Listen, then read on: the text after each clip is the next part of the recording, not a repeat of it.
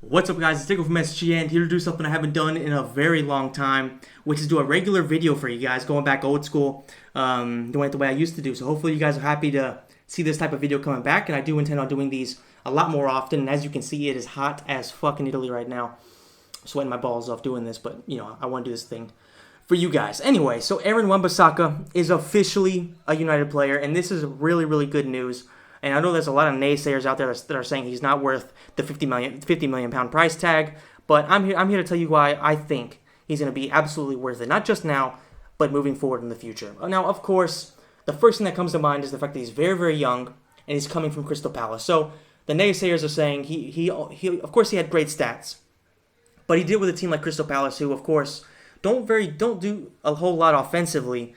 So of course, having to do so much work in defense, he's going to have really good stats. Or at least he's going to have a lot of work to do on defense. And if he's good at doing his job, he's going to have higher stats than, say, somebody's playing for Liverpool or somebody's playing for City, etc. So I understand that point of view, but what I'm here to tell you is it's not very easy to find an under-21 player who has the best defensive stats in the Premier League of all fullbacks. So we're saying he did at least statistically better than Alexander-Arnold, he did better than Robertson, he did better than Kyle Walker, he did better than all these phenomenal fullbacks.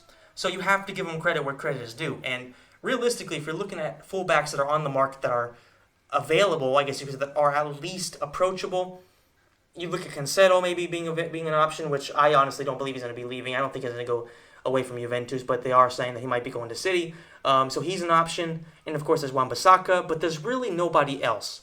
So who are you going to go for? Cancelo, who is a great defender, or at least is a great fullback, but he's better offensively than he is defensively. And what's been United's biggest issue, basically ever since Sir Alex left? It's 100% the defense. So yes, it's great to have an extra offensive option if you have a really good offensive fullback, but we need a good defensive fullback who can really do his job and guarantee us a lot of solidity back there, considering how bad Phil Jones, Chris Smalling, Victor Lindelof at times, and of course Eric Bailly is pretty much always injured. All these guys have been really, really poor, whether it's through injury or whether it's through form.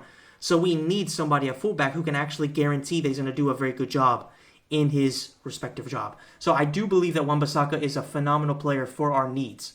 Going forward, there are, of course, a lot of questions, but still, statistically, he's better than Ashley Young, who is our best right back, at least, has allegedly been the best right back at our club for a few years now. So in my opinion, this is definitely a huge improvement over Ashley Young. It's a huge improvement over Antonio Valencia, who left. So this is a great signing for us. And the most important thing here is that this is going back to the classic Man United culture. What did we do with Matt Busby?